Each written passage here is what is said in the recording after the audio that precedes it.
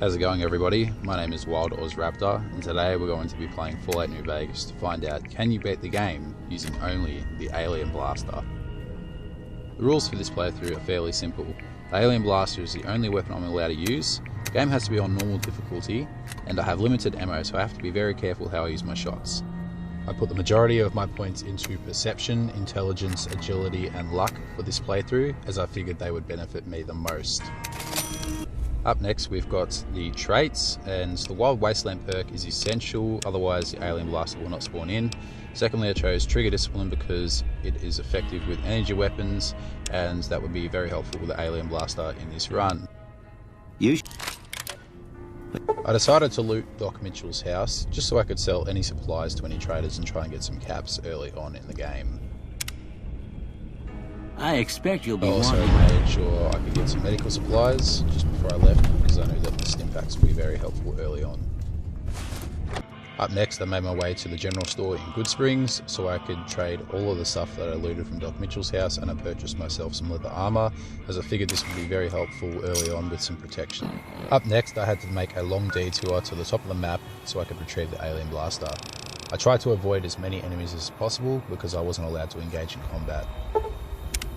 So I left Goodsprings and I made my way towards Hidden Valley, as I figured that would be the quickest shortcut to get through to the top of the map. I ran past a couple of scorpions, but I was lucky enough to only get hit once or twice, so far it was proving good. Upon exiting Hidden Valley, I got the biggest jump scare of my life as I thought a death claw was coming at me. This is a dangerous place, human. Turns out it was just Neil, so I was fine to leave. I eventually found myself east of Vegas, which meant that I passed most of the dangerous stuff just for the time being. So by now I made my way to the top of the map where I figured I could get the Alien Blaster. Unfortunately, I was being chased by a Cazador and a few jackals and fiends, so I had to try and be careful about how I would approach. I also figured that I couldn't kill the alien captain, so I had to try and lure him towards the jackals and fiends. This actually worked quite well, so I'm going to let the clip play out and show you how it went.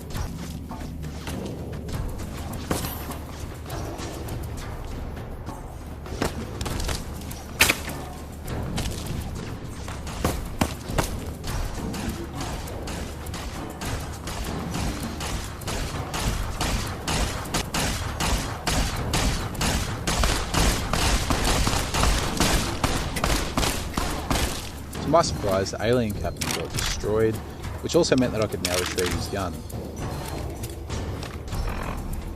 So with that in mind, I figured I'd try and test it out for the first time, and I was not surprised about how well it would work.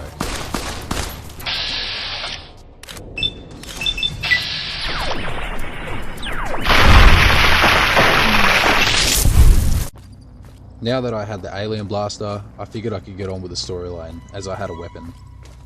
As I mentioned at the start of the video, I had limited ammo, so I didn't want to waste it on anything unnecessary. So when I was attacked by some thugs in Freeside, instead of me wasting ammo that I had, I decided to lure them to some bodyguards for hire and save myself some ammo.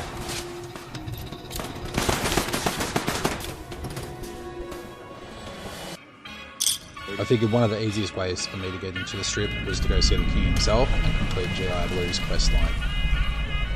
I realised at this point, if I wanted to save as much ammo as possible, I would be better off using VATS, as I'm not wasting shots just trying to free aim. This actually worked out quite well for the rest of the playthrough. Okay.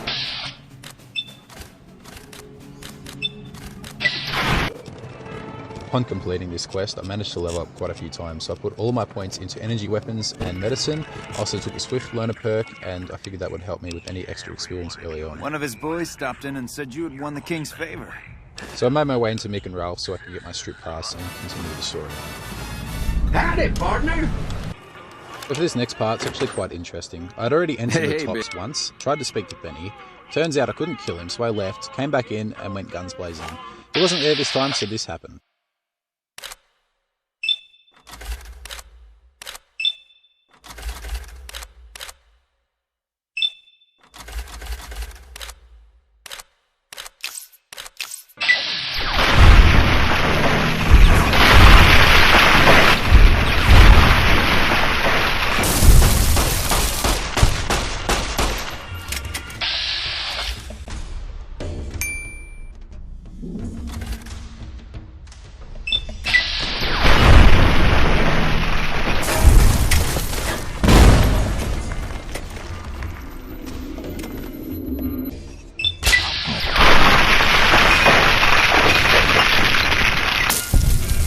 So I basically killed everyone in the tops, and I decided to make my way to Benny's room so I could speak to Yes Man and continue the storyline. I managed to level up to level 8 at this point, and I chose the Gunslinger perk as it helps with small arms. After that, I made my way to the 188 trading post so I could recruit Veronica. I'm great at punching people. Well, thanks for taking a chance. Now that I had Veronica, I decided to make my way to the Brotherhood of Steel bunker, where I would steal the key cards and blow them up. Now that I had to evacuate the bunker, I thought it was going to be a bit of a hassle with all the Brotherhood of Steel. Turns out it was actually quite easy, because I didn't really run into anyone, it was just a few turrets.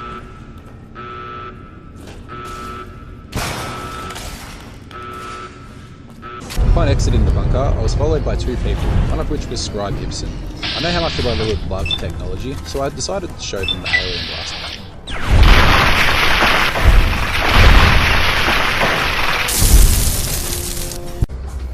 Up next, I made my way east to try and get towards Novak, and I found myself at Helios 1. I figured my next destination would be Cottonwood Cove so I could get to the fort. I decided to stop in at Novak so I could trade some supplies. On my way to Cottonwood Cove, I decided to turn some geckos into some ash. So I eventually reached Cottonwood Cove and made my way to the fort. I also managed to level up and chose the Plasma Space perk. After that, I went to the Crimson Caravan Company, got some supplies, and headed towards the Boomers. I failed to pickpocket George, but don't worry because I left no witnesses.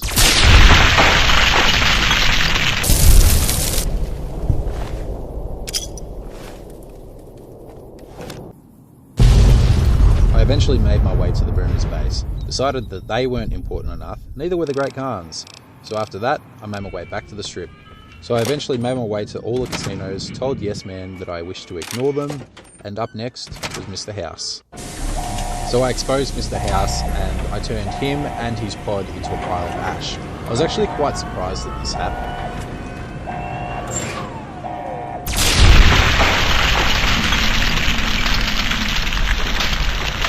So I managed to level up once again after killing Mr. House, and eventually I got my speech to level 1.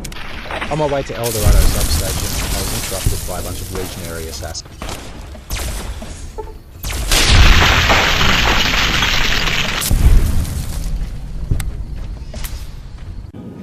After activating the substation, it was time to begin the final battle.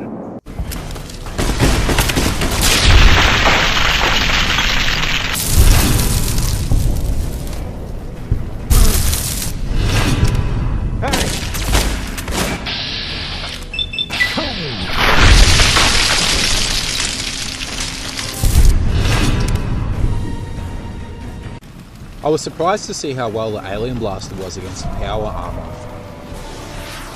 My one-on-one battle with Lanius was actually quite short.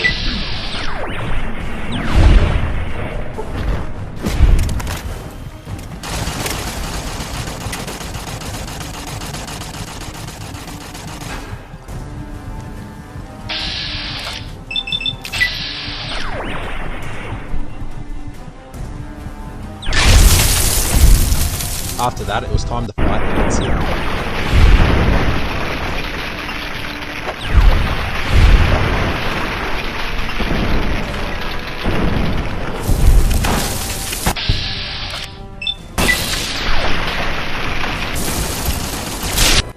After a swift end to the NCR and the Legion, the game was finally over. So with that in mind, yes, you can beat Fallout New Vegas with just the Alien Blaster.